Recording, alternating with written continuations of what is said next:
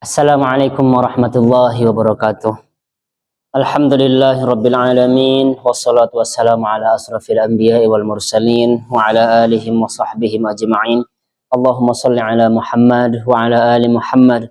Alhamdulillah, kita bersyukur kepada Allah Subhanahu wa taala di mana sampai saat ini kita masih diberikan limpahan karunia sehingga kita dapat melanjutkan pembahasan kita pada kitab Riyadhus Shalihin. Dan insya Allah pada kesempatan ini kita akan membahas bab tentang memerintahkan yang ma'ruf dan mencegah yang mungkar. Allah Subhanahu wa taala berfirman, "Wal takum minkum ummatu yad'una ilal khairi wa ya'muruna bil ma'ruf wa yanhauna 'anil munkar wa ulaika humul muflihun."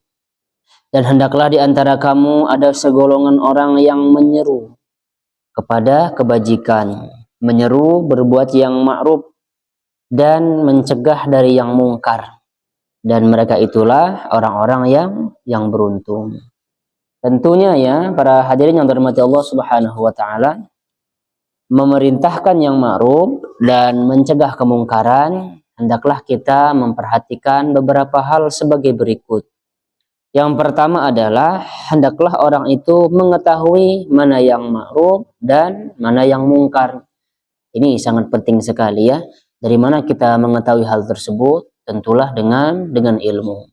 Karena ada terkadangnya beberapa orang yang padahal hal itu adalah kemaksiatan.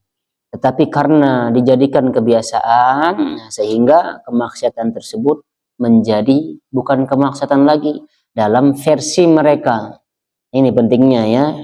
Pentingnya kita mengetahui mana yang ma'ruf ya, mana yang hak, mana yang batil, mana yang mungkar. Oleh karenanya, saudaraku yang dirahmati Allah Subhanahu wa taala, kalau sekiranya kita sudah tahu hal tersebut adalah mungkar, maka hendaklah kita mencegahnya.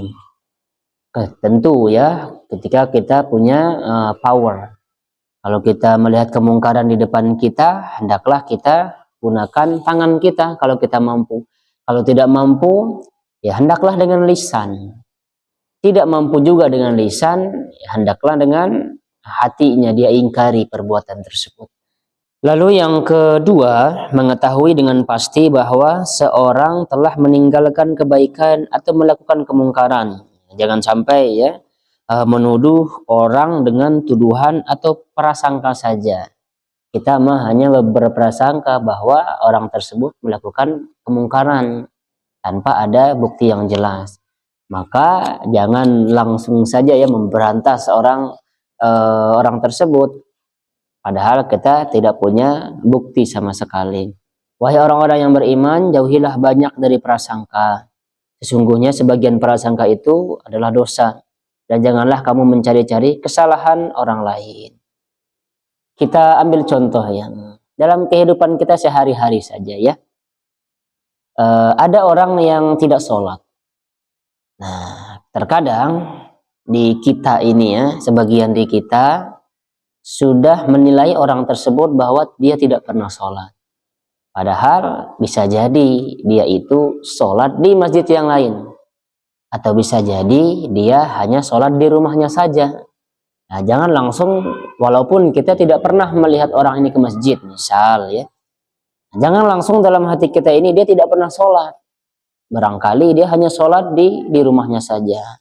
Lalu kemudian barangkali juga dia punya pandangan bahwa di masjid kalau misalkan sholat, nah, banyak anak-anak yang keluyuran, misal banyak anak-anak yang lari ya di depan orang-orang sholat, nah, sehingga membuat orang ini tidak sholat di masjid. Bisa jadi hal demikian. Dan bisa jadi juga sholat malamnya getol orang-orang tersebut. Jadi oleh karenanya kalau misalkan kita menghampiri atau menanyakan kepada dia ya, kita katakan dengan yang baik, nah, wahai saudaraku, kami tidak menjumpaimu di masjid. Nah, enggak apa-apa kita tanyakan hal demikian kalau kita sudah dekat tentunya ya. Kalau kita masih baru kenal atau pendatang baru misal, kemudian si pendatang baru ini langsung menanyakan kepada penduduk setempat, kok bapak nggak pernah sholat sih, kenapa? Nah, jangan seperti ini juga ya. Tentu ya kita harus mengetahui cara-cara bagaimana kita menyeru kepada yang ma'ruf, mencegah kepada yang mungkar.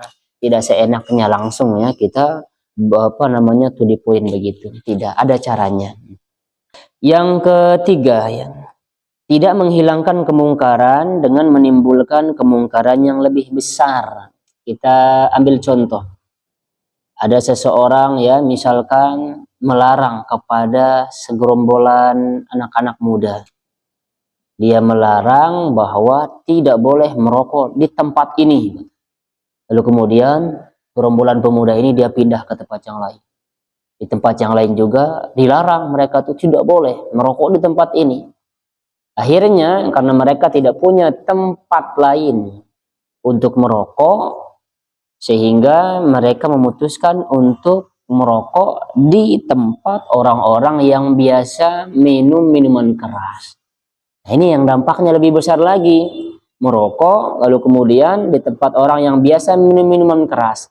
Lambat laun mereka akan ikut-ikutan jadi minum minuman keras. Padahal minuman keras itu ketika mereka minum jauh lebih besar dosanya daripada dia merokok. Itulah ya beberapa syarat ya, ketika kita ingin mencegah kemungkaran atau menyeru kepada yang ma'ruf dan mencegah yang mungkar. Kita langsung saja pada hadis nomor 189 dari Sa'id Al-Khudri radhiyallahu anhu. Dia berkata, aku mendengar Rasulullah shallallahu alaihi wasallam bersabda, barang siapa yang melihat kemungkaran, maka hendaklah dia mengubahnya dengan tangannya. Jika dia tidak mampu, maka dengan lisannya. Jika dia tidak mampu, maka dengan hatinya. Yang demikian itu adalah selemah-lemahnya iman. Bagaimana tadi yang saya sampaikan di awal ya. Kalau kita mampu mencegah dengan tangan kita, hendaklah kita mencegah dengan tangan kita. Kalau tidak mampu, ya dengan lisan kita. Seperti para dai ya, dia berdakwah, dia mencegah kemungkaran dengan lisan dia. Tidak boleh begini, ini hukumnya haram. Tidak boleh begini, ini hukumnya haram. Lalu kemudian kalau kita tidak mampu menggunakan lisan kita, yaitu dia minimal kita dengan hati kita. Kita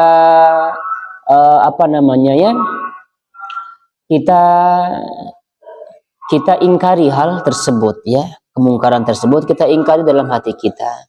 Nah itu kata Rasulullah, kalau yang demikian itu adalah selemah-lemahnya iman. Kita lanjut saja dari Ibnu Mas'ud radhiyallahu anhu bahwa Rasulullah shallallahu alaihi wasallam bersabda, tidak ada seorang nabi pun yang diutus oleh Allah kepada umat sebelumku kecuali ia memiliki dari umatnya al-hawariyun, para pengikut setia, dan para sahabat yang mengambil sunnahnya dan mengikuti perintahnya.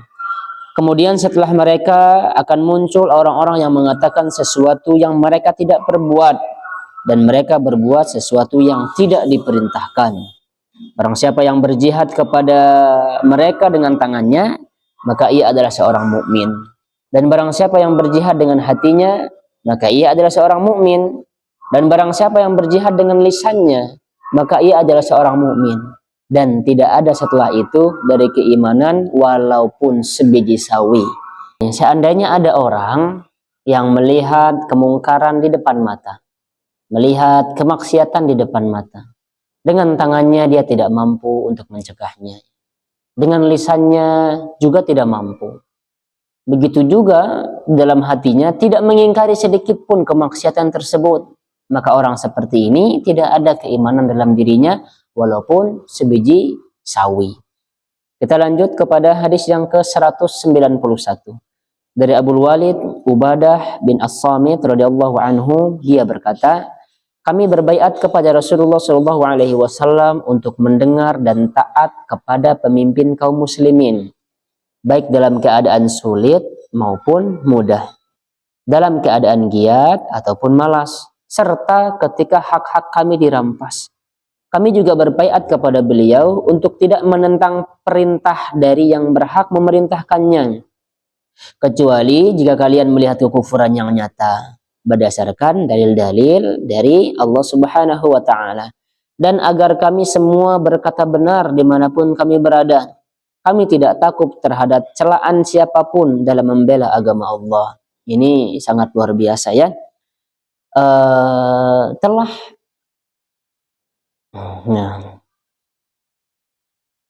Hadis ini sahih diriwayatkan oleh Bukhari dan Muslim. Sebagaimana yang video sebelumnya saya telah jelaskan bahwa yang dimaksud dengan ulil amri yaitu ada dua kelompok. Yang pertama adalah para ulama, lalu kemudian para penguasa. Ini kita bahas ya.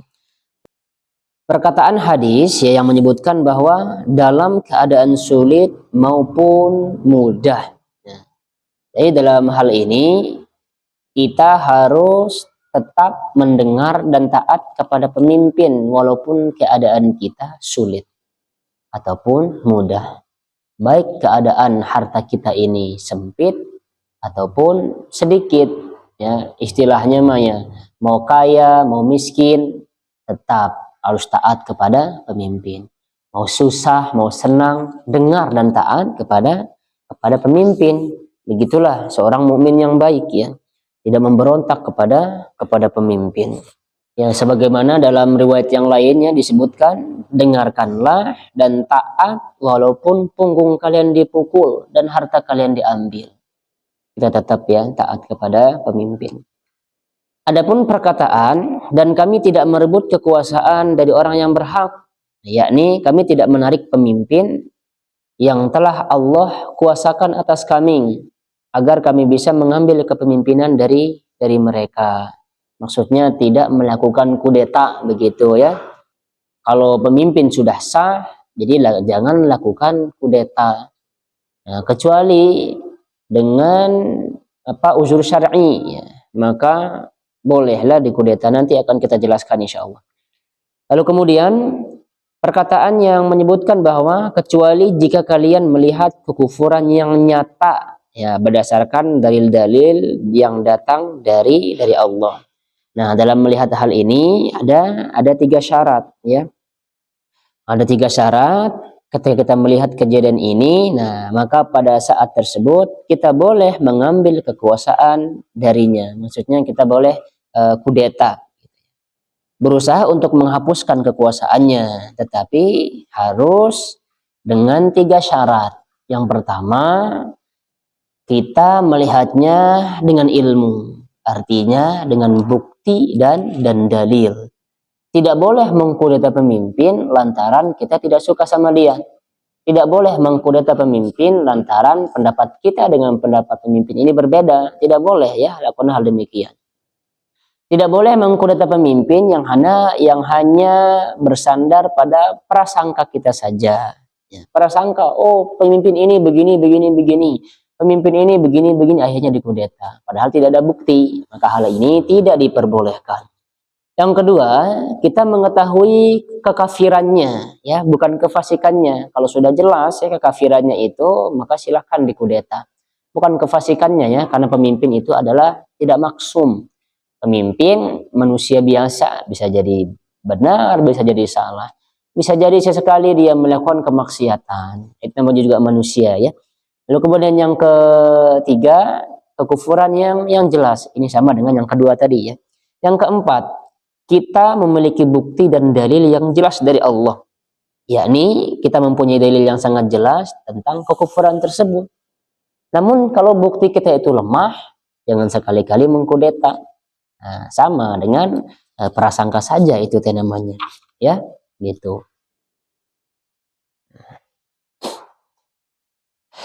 Saudaraku yang dirahmati Allah Subhanahu wa taala. Para pemimpin memiliki hak yang sangat besar terhadap orang-orang yang dipimpinnya. Begitu juga rakyat mempunyai hak ya. Rakyat juga mempunyai hak yang besar terhadap mereka. Wajib bagi mereka untuk melaksanakannya kepada pemimpin mereka. Jangan membangkang. Kalau misalkan pemimpin ini tidak memenuhi hak rakyatnya, maka si rakyat tetap taat pada pemimpin tersebut. Lalu bagaimana dengan haknya? Haknya minta kepada Allah Subhanahu wa taala. Pemimpin seperti ini nanti akan diadili nanti di akhirat. Kewajiban kita adalah taat kepada dia. Lakukan kewajiban kita. Kalaupun hak kita tidak dipenuhi, ya oleh pemimpin, maka mintalah hak tersebut kepada Allah Subhanahu wa taala. Begitu juga ya, rakyat ini wajib untuk menasihati pemimpin, wajib. Kalau misalkan di zaman sekarang susah untuk menemui pemimpinnya, emang susah, harus prosedurnya yang sangat panjang sekali prosedurnya. Nah, kalau tidak bisa, nah sekarang melalui surat misal. Dengan surat juga tidak sampai-sampai, maka kita pakai media seperti ini. Ya, pakai media seperti ini, syukur-syukur ada yang menontonnya. Begitu juga mudah-mudahan ditonton oleh para pemimpin. Ketika dia menonton, ya mudah-mudahan dia mendengarkan keluhan dari rakyatnya, sehingga nanti dia bisa terjun dan melihat sendiri bagaimana keadaan rakyat tersebut. Gitu ya, cara kita menasihati yang baik-baik saja. Tidak usah mengumbar-ngumbar keburukan-keburukannya atau aib-aib, misal aib keluarganya misal diumbar, ya itu tidak boleh, itu nggak nyambung itu jadinya. Ya, kalau misalkan mau menasihati, silahkan nasihati dengan baik. Kebijakannya begini, begini, begini. Kalau kebijakannya A, maka hasilnya akan begini. Jelaskan saja ya. Tentunya Anda harus mempunyai ilmu tentang hal tersebut. Hadis yang ke-192 dari Nu'man bin Bashir radhiyallahu anhu dari Nabi sallallahu alaihi wasallam, beliau bersabda, perumpamaan orang yang menegakkan batasan-batasan hukum Allah dan orang-orang yang melanggarnya seperti kaum yang memenuhi kapal dengan mengundi, sehingga terbagilah sebagian mereka, ada yang di bagian atas dan sebagian lainnya ada yang di bawah. Jika orang yang berada di bawah ingin minum, maka mereka akan naik ke atas melewati orang-orang yang di atas mereka. Kemudian mereka berkata, jika kita lubangi bagian kita dengan lubang yang kecil, maka kita tidak akan mengganggu orang yang di atas. Jika mereka yang di atas membiarkannya dan tidak mencegahnya apa yang dikehendaki orang-orang yang berada di bawah tersebut, maka mereka semua akan binasa. Tetapi jika mereka mencegahnya, maka mereka semua akan selamat. Nah, begitulah ya perumpamaan orang yang menegakkan batasan-batasan hukum-hukum Allah dan orang-orang yang melanggarnya. Ada dua orang ya yang di kapal itu, yang ada orang yang di atas, ada orang yang di bawah. Orang yang di bawah ini kalau mau minum dia harus ke atas. Lalu muncullah ya subhat-subhat mungkin yang dilontarkan oleh orang-orang yang di bawah. Yang di bawah mengatakan supaya kita tidak mengganggu yang di atas, ya kita lubangi aja ini sedikit supaya kita mendapatkan air, katanya. Kalau yang di atas tidak mencegah yang di bawah untuk membolongi kabel tersebut, maka kapal itu akan tenggelam. Kalau dibiarkan, nah tenggelam dianya. Kalau dia cegah, kapal itu akan selamat. Begitulah ya perumpamaannya orang-orang yang menegakkan batasan-batasan hukum-hukum Allah. Nah, walaupun misalkan sebenarnya tujuannya baik barangkali ya, supaya tidak mengganggu yang di atas, tapi tetap caranya dengan ilmu dong. Nah, caranya ya, memang ya harus dengan ilmu. Kalaupun misalkan kita tidak tahu, ya hendaklah kita bertanya. Termasuk misalkan di sekitar kita, ada terkadang fenomena-fenomena yang kita tidak tahu jawabannya, tapi yang kita lihat berbeda dari yang aslinya. Contoh kecil saja ya, di zaman Rasulullah, ada seorang Arab Badui ya, di mana dia ini datang ke Rasulullah SAW mengadu tentang anaknya.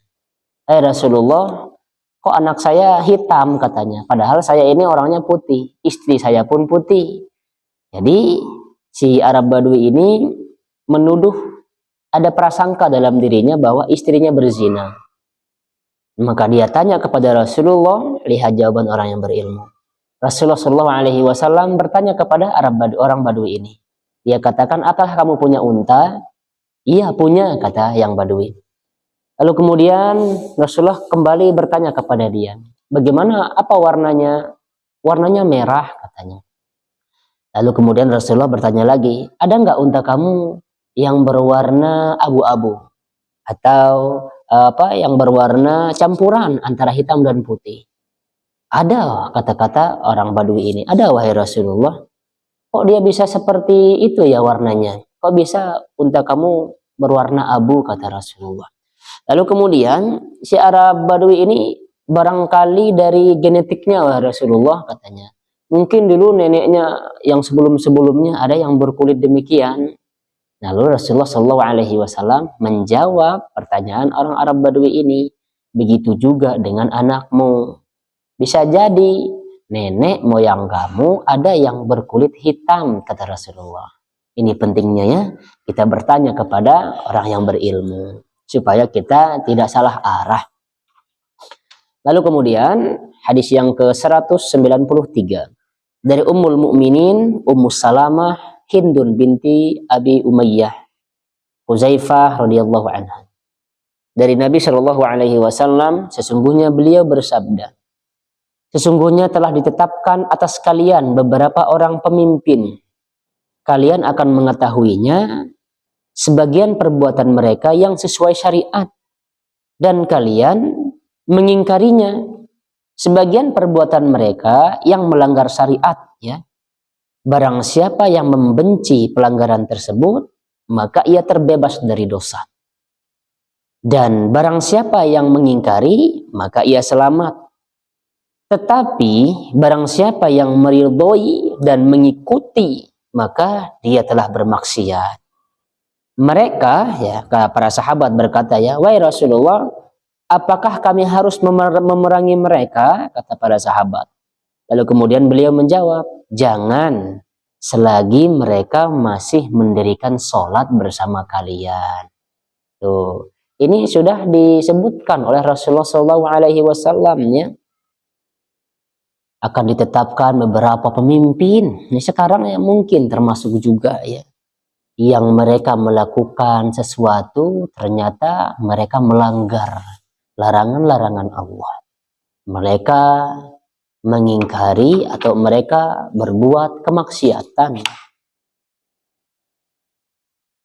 Lalu kemudian sahabat bertanya, apakah kami harus memerangi? Diperangi enggak ini pemimpin yang seperti ini? Kata para sahabat, jangan. Selagi dia masih sholat bersama kalian, tidak boleh diperangi. Tetap, ya, seperti yang saya katakan tadi, ikuti saja pemimpin ini, tetap taat, kecuali dia memerintahkan kita dalam kemaksiatan. Itu saja kuncinya sebenarnya, ya. Nah, baiklah saudaraku yang dirahmati Allah Subhanahu wa taala, barangkali pembahasan ini kita cukupkan dulu. Nah, insya Allah pertemuan selanjutnya masih, ya, kita akan lanjutkan pada bab ini, ya, bab memerintahkan yang ma'ruf dan mencegah yang mungkar. Insya Allah nanti di sesi kedua, ya. Mudah-mudahan ini ada manfaatnya. Subhanakallahumma wa bihamdika asyhadu an la ilaha illa anta astaghfiruka wa atubu ilaik. Assalamualaikum warahmatullahi wabarakatuh.